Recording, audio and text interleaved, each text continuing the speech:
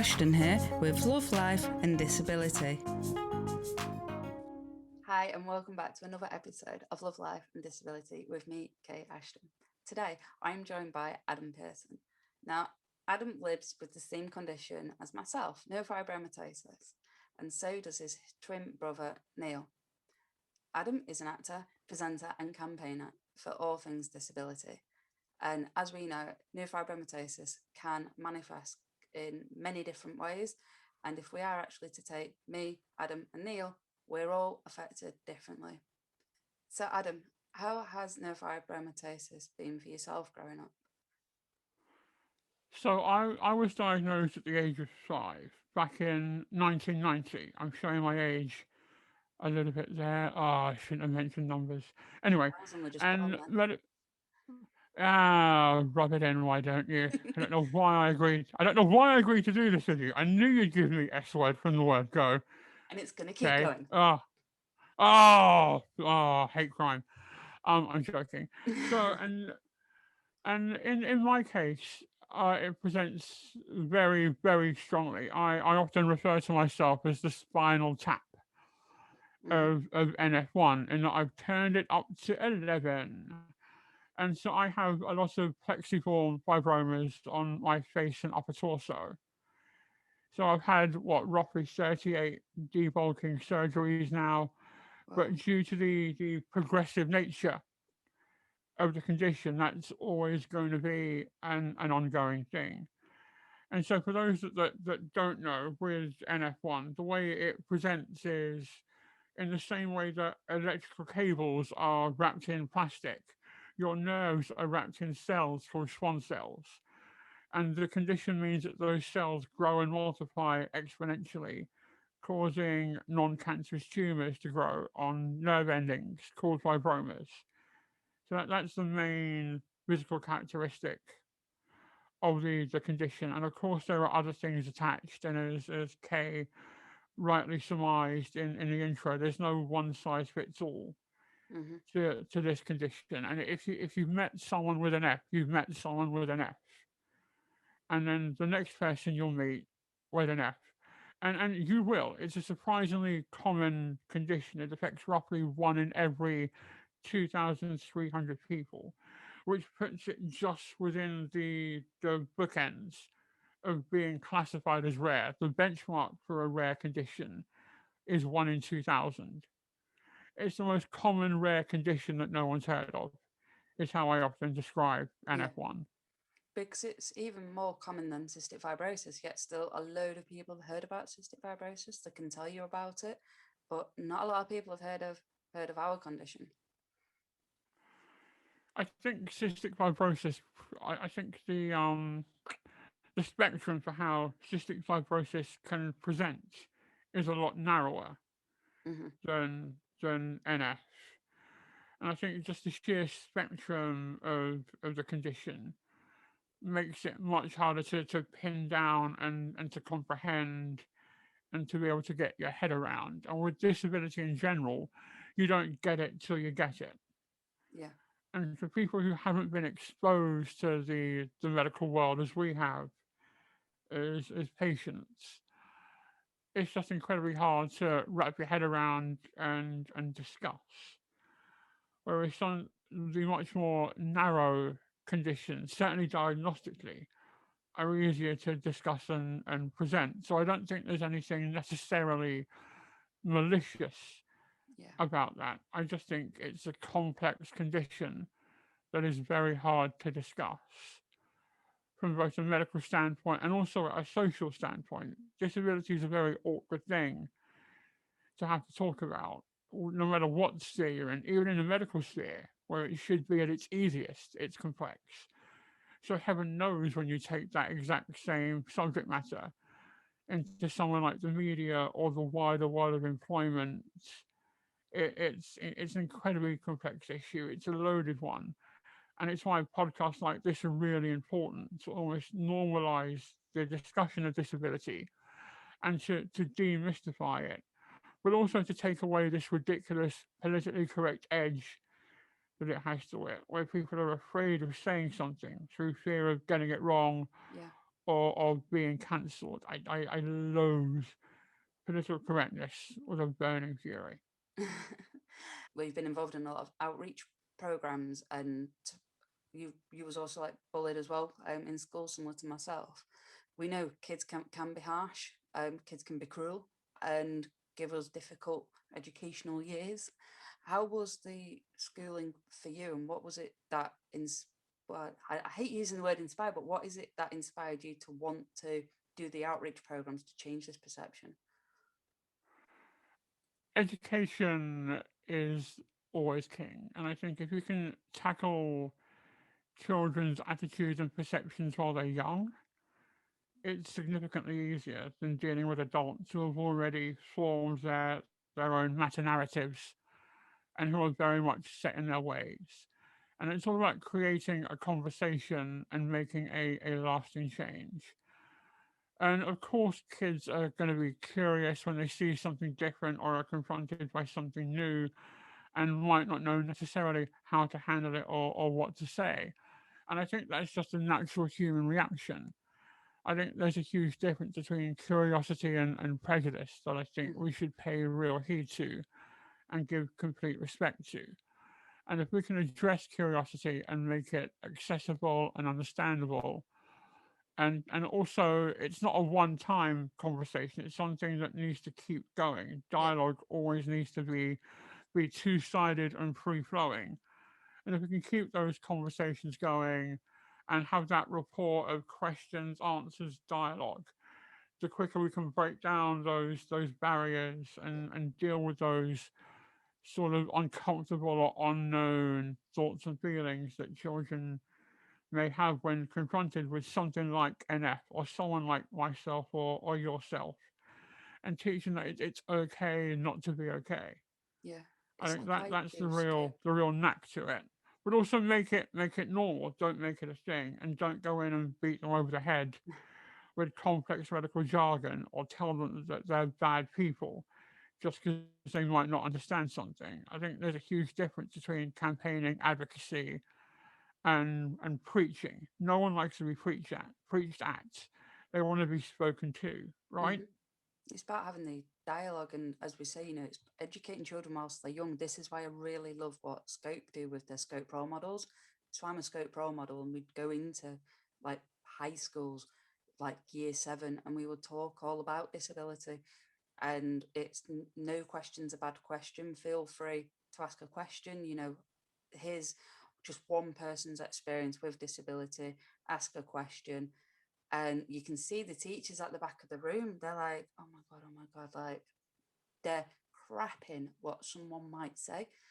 And to be honest, all the kids that I had during my session, there wasn't anything rude, there wasn't anything mean towards. The kids were just genuinely curious, and it was kind of like, Miss, could you be an astronaut? Miss, are you in pain? Can you work? Can you have a job? Like, do you sleep well? Miss, have you got a boyfriend?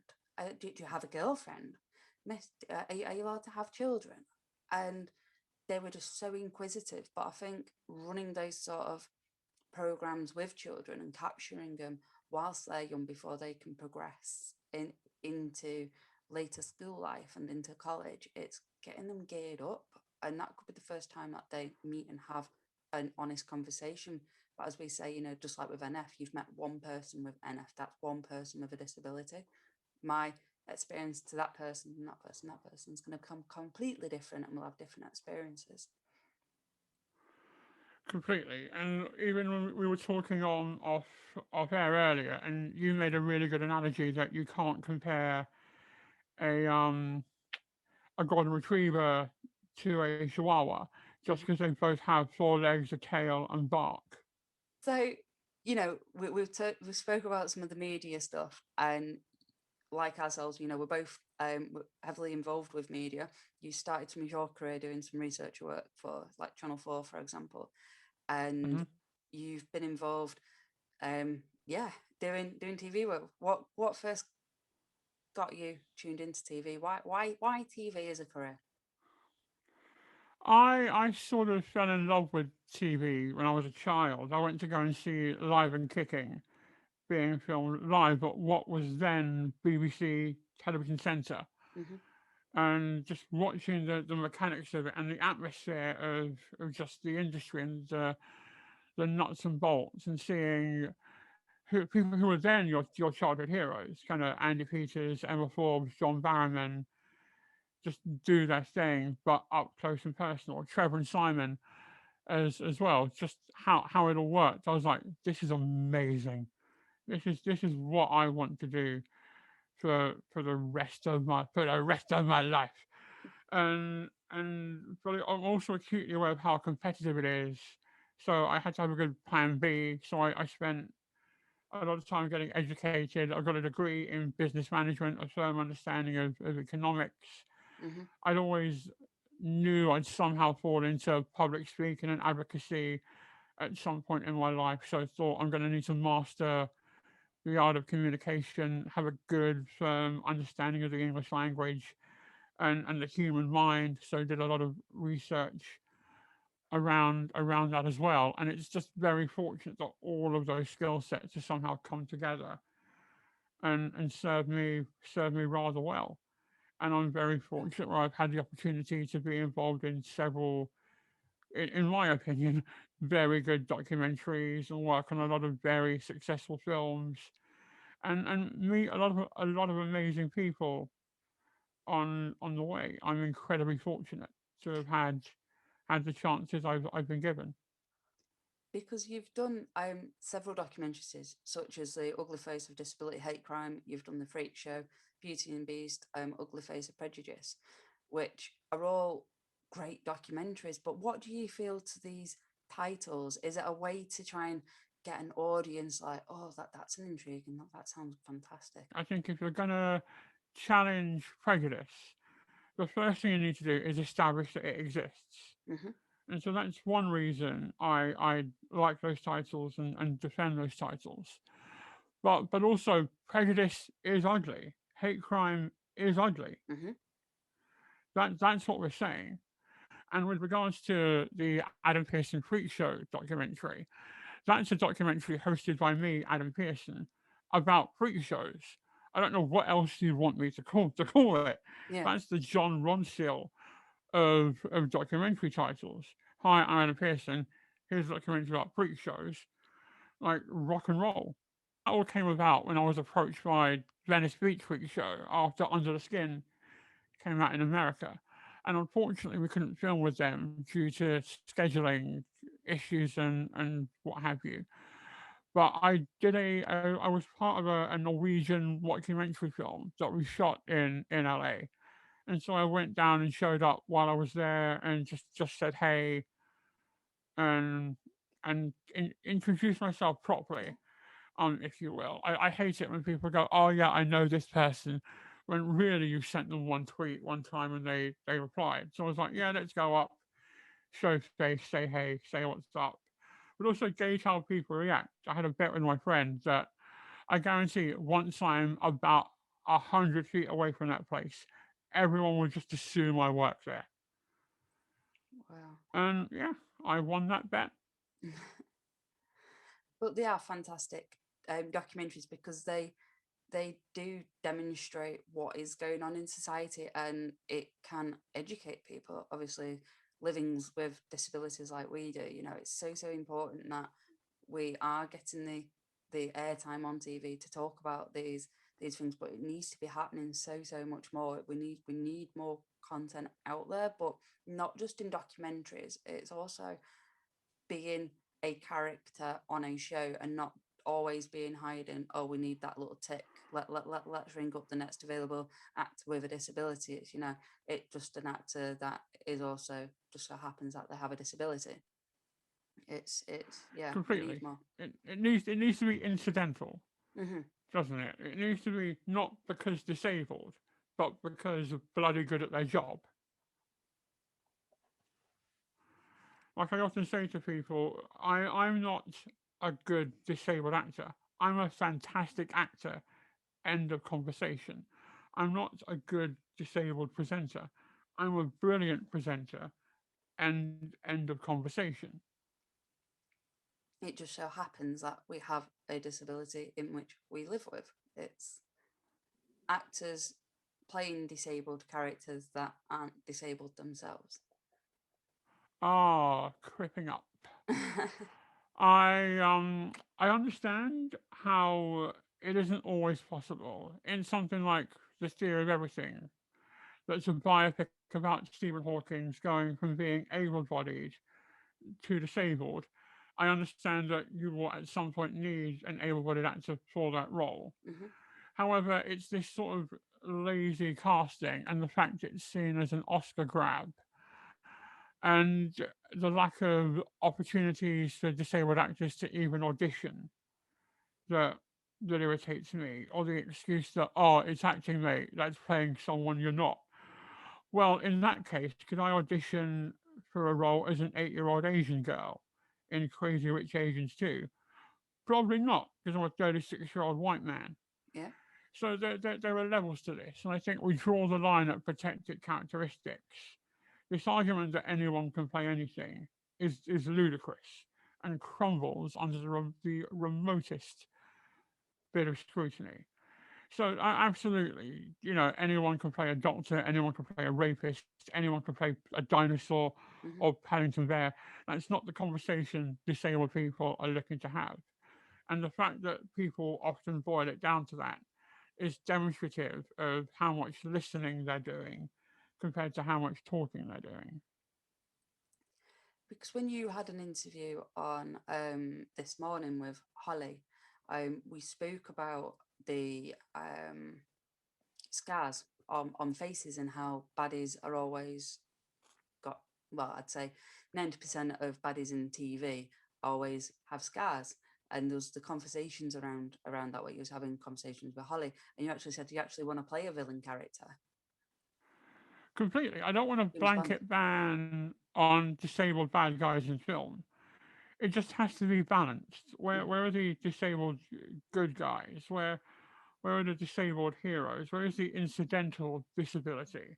It's this it's this almost lazy shorthand for either villain or victim that I don't like. They either really don't like secret agents and want to kill them, or they get an award for not killing themselves whilst they're in school.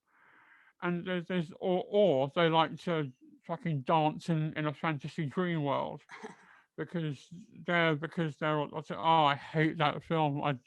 So much. It's so bad. And where's the incidental disability?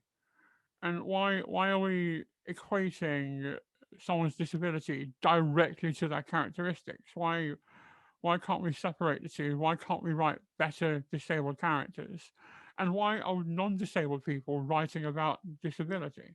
and who does it If start with? someone, Is it the writer or the producer or the casting I, people? I, I think it's both. I think we need to empower disabled people to write disabled stories, and then I think we need to get disability right off screen Mm-hmm. as well as on screen. If you don't know about disability, you've got no business writing or talking about it. Imagine if I, as someone who isn't a chef, wrote a cookbook Exactly. and people took it seriously. It's your lockdown project. I'm gonna write about cooking. Don't do anything, but I'm gonna write it. Yeah, I've never cooked in my life, but if I wrote a cookbook, Yeah. it'd be ridiculous. So why are we letting people with no lived experience of disability go away and do, and I quote, 3 years of research, come back and then give that credence? I It think just it just confuses me ever so slightly. I just think people just need to do the homework. They need to do the research and read into topics. Don't just read around a topic. Read into it. As we've said, like with our condition and different disabilities, it's just one experience. It's we always make that joke of um my mate's disabled. Do you know him? It's kind of like we know everybody that has our disability, or apparently we know everybody that has a disability, and it's my mate's a twat. Do you know him? It's Yeah, completely. there's yeah, people just don't do the research. No, and don't get it. They completely don't get it from like a creative standpoint, from an access standpoint. There still needs a lot of work to be done. Spotlight building in Leicester Square is one of the most inaccessible buildings from a disability point of view I've ever been to. So if we can't get disabled actors in the audition room, Yeah. how are we ever going to get them on screen and get them cast? It's like It's speaking just a about real, accessibility. it's a systemic issue that needs dealing with. And even when they redid their website, Spotlight had a disability opt-out box I was gonna say on they, their casting form. yeah, and it's bonkers. Because Melissa and Sherry Lee and a load of other people were all commenting on it on Twitter, basically going like, how's this even allowed? Like today, even like Big Ben, when they redid their revamp, that they closed Big Ben for like ages, did a revamp, didn't even put a pissing lift in it. It's like, how can you not put a lift in it? You're doing a blimmin' revamp and you've still not made it accessible. Like how? Yeah, no, completely. I just And don't again, think it's all people around think. ac- accountability and also again, disabilities never has a seat at the table No. in terms of diversity. And then when you hold people to account, they just give you, in my experience, either platitudes and catchphrases or just excuses, or Mm. they completely disengage and swear at you and call you a bad actor. And the other one is apparently disabilities are just things that are visual as well. And that's the other one. If people can't grasp hidden disabilities, and that's where a lot of things can be quite harder for people. So if people have a Mhm. hidden disability, then they're like, well, but you don't look disabled. It's, well, what does disability look like? It's so varied, and I think again, just based on that part, it's people need educating. I don't think it helps to cut people a bit of slack. I don't think it helps that the universal symbol for Wheelchair. disability is a wheelchair user, Hmm. when only I think 7% of disabled people are wheelchair users. Yeah. And I think we need different symbols or or some other way to put lines of demarcation in and sort of broaden that definition because that symbol is incredibly unhelpful in my opinion. No, I totally agree. And it made me laugh the other day. It's because I don't think for 1 minute people always mean it maliciously. I just think people just don't think. In SEAT's handbook, it basically says that you shouldn't leave minors or children or disabled people alone in the car on their own unattended, as they may press the handbrakes, because sometimes there are electric handbrakes. It basically Yeah, says because then they could release the handbrake and it could cause danger to life. So me and Steph was reading it and we were kind of like, okay, so I shouldn't be driving the car then. Are you trying to say disabled people now shouldn't be driving a car? Like, what are you trying to say, see it? Like, I it think is something needs to a change bit in your handbooklet. it is a bit weird, isn't it? Like, I mean, I would never, if I was left alone in a car, I would never touch any of the buttons because I'm too busy licking the windows. So it's just and that it's also like a really offensive comparison comparing us to children. Yeah. I just don't think And people think. no, and I'm sure it's well meant, but it's idiotic. It's, yeah, who signs these things off? Like, I just don't Other get it. idiots, other well-meaning idiots. It's just like people are like, yeah, that's fine, mate. Yeah, boom, off onto the next. But I'm sure we could always keep putting the to right on disability because so much needs changing. But back to some of your exciting stuff is, Adam, with your best intention, do you know, like when we tell you to do something, we don't mean for you to actually go away and do it. Like if we're to say to you, oh, Adam, good luck in an audition, mate, break a leg, we don't mean break a leg. What did you go and do, This Adam? has occurred to me. I am a very literal individual, Hmm. and for people that don't know what the hell Kirsty's talking about, none of us do. No one knows what Kirsty's talking about. But you A do. lot of the time. However, in this instance, she's very much hinting at something. This isn't just. It's not just Kirsty being Kirsty again. So I was in a film with Scarlett Johansson called Under the Skin, and on the way to the final audition, I got hit by a black cab on Tottenham Court Road, and literally broke my leg. And so that was my first impression on a man who is a very world renowned director. And yeah, I took the old saying to a whole new level. I bet not I, many I people am have done that. nothing if not committed to my art form. One road. One road, Adam. That's all you had to cross. I know, I know. And about what 200 meters further along on the same road as a zebra crossing. Why? And you I got the don't job. know because I got the job, which leads me to think, how bad was everyone else that they hired the guy that didn't make it to the audition? They pick well. They've picked well. And you They make they them they proud. had picked well. They did go for the world's greatest disabled guy, didn't they? Even more disabled after you broke your leg, mate. It's, I know, how long was you just broken hobbling for? around on crutches, just thinking, oh, this must be how Dan Edge feels every day. And yeah, I got a newfound respect for for mainly for traffic. Hmm. There's so many idiot drivers on the road. Oh yeah, there are, there are. After you finished in Under the Skin, several years later, you did Chained for Life. How was that one? That was in 2018.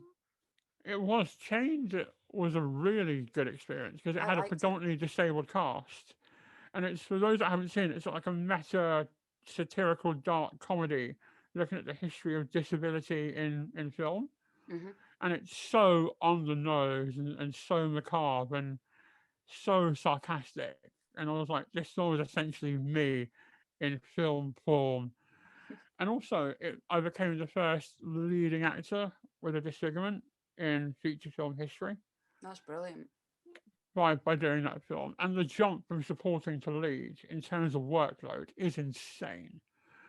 You go from maybe doing what 5 days in a month to 26 days in a month. Wow.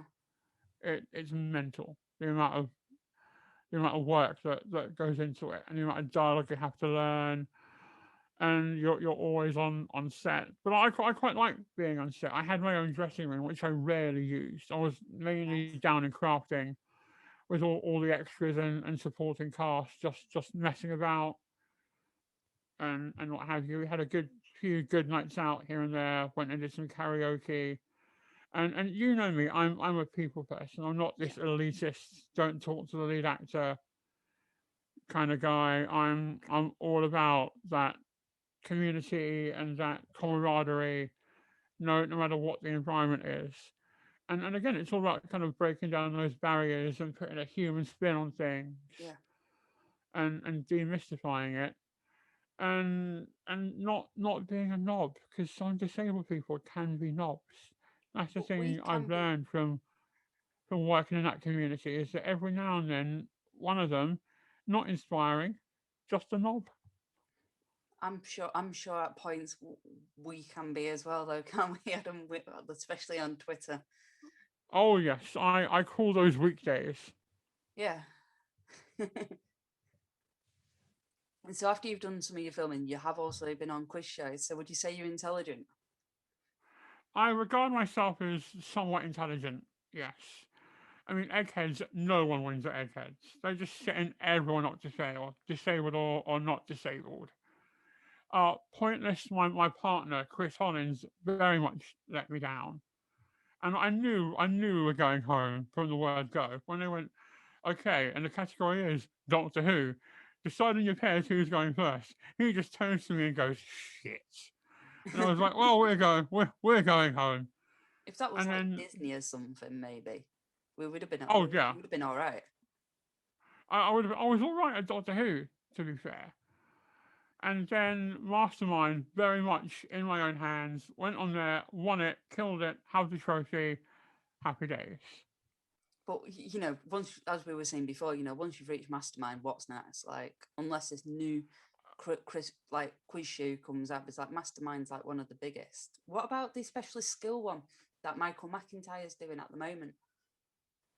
Circle? Oh, Is the it? wheel. Yeah, the The wheel. wheel. I would love to go on the wheel. I think I, it's such a good format. I feel I get ill just And looking at it's it. grown on me. Like episode 1, I was like, what the bloody hell is this? I can't look Then when he's episode 2, spinning. I was like, a lot of people did email in and complain that it gave them motion sickness. Yeah. I can't And then do it. I have to look down until they come up. by episode 3, I was like, I'm in. This might be the greatest quiz show ever made. You need to get on that one, mate. That's the plan. That or the chase. The chase is Yeah. another good one. Chase is good. My mum loves the chase. She loves the quiz shows, but she's still not intelligent. But she'll still, you know, call them out. What about Millionaire? Well, the Millionaire. Jeremy Clarkson. Do I want to sit down with Jeremy Clarkson? Yeah, why not? But the problem, once all your mates figure out you've won Mastermind, they invite you to pub quizzes. Yeah.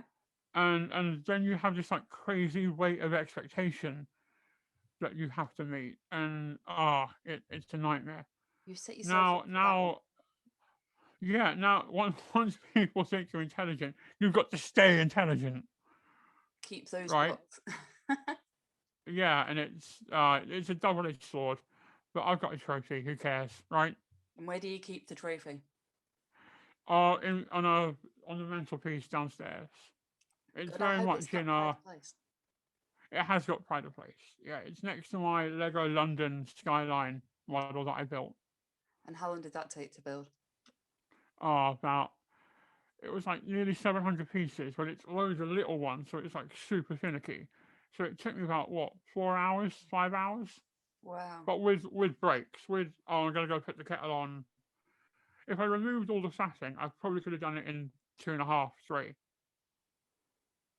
That's good. My Disney Stitch one took me just over a month, but as you say, the pieces are so tiny. But I was just kind of like, either I've got really fat fingers, or they've really underestimated the age of this Lego set, which said like 14. Yeah. Maybe they meant 14 weeks, not age 14. I'm going with that one. I don't know. It's fun though. There's something quite therapeutic for me about Lego. Mm-hmm. It means I get to do something where I'm not staring at a screen, Mm-hmm. and it also increases your dexterity, and it's a different way of thinking. I can recommend Lego as like a Good. really good, almost like a mental health break. Definitely. And all the Zoom meetings and the tweeting, just get a Lego set, sit down, and go for it. It's like with jigsaws as well. It's like all that strategy stuff and putting pieces together. It keeps your brain ticking over and gets it thinking. Yeah, I'm a huge board gamer, and that's what I'm looking forward to when lockdown ends, going and playing board games again with people. What's your favourite one? At the moment, I'm playing a lot of Disney Villainous, Okay. where And you have play a to play it. character. You're a character. You've got an objective to achieve based on that character, but you've also got to stop other people from achieving their character's goals at the same time. And it's a case that if I move here, I can do this, or I can do this to stop Prince John getting all the money he needs, or I can stop the Queen of Hearts from ruling Wonderland, or I can stop Jafar from getting the lamp. And there's so much going on. It's great. So as we know, I love Disney. You love Disney. Would you say you have your favourite Disney film is also your favourite Disney character? No. Okay. My favourite Disney character is Stitch, because I'm right, because he is. It's a fact. Mm-hmm. And you need to do your Stitch impression. This is my family. I found it all on my own. It's little and broken, but still good. Yeah, still good. Stitch. Yeah, he's great. Stitch approves. This is Stitch approves. Good stuff. Hello. But I So what's think the favourite film? favorite Disney film is a really hard one to pin down because it Top depends 3. what kind of mood I'm in. Mm-hmm. If I want to go, if I'm in sort of like a if I want to go old school, I'll go to the big four, which is Little Mermaid, Aladdin, Beauty and the Beast, The Lion King. Those are Okay. like the four corners of Silver Age Disney. And anyone who says any different is wrong. Like categorically, that's Disney's hand-drawn animation at its best. But then I'm a big Toy Story fan. Mm-hmm. If I'm feeling quite nerdy, I'll go for either Wreck-It Ralph, Ralph Breaks the Internet, or the vastly underrated Big Hero 6. Oh my God. Like you've just like literally named my top 3. Like mine's Lion King, Toy Story, and Big Hero 6. They're my top 3. Big And I Hero 6 think Big Hero 6 is underrated. so underrated. Like Like Stitch. a lot of people just haven't heard of it. Mm-hmm. And Lilo and Stitch is just resonates with me. I don't know whether it's because, as we were discussing earlier, I know what it's like to feel misunderstood Mm-hmm. and what have you. But it speaks to my soul Mm-hmm. slightly more than other Disney films do. But then even the older stuff like Pinocchio, Peter Pan, the Aristocats, the Fox and the Hound, like Brother Bear has a banging soundtrack. Love Brother Bear. Oh Phil my. Collins, yes please. He definitely did it. Love that song.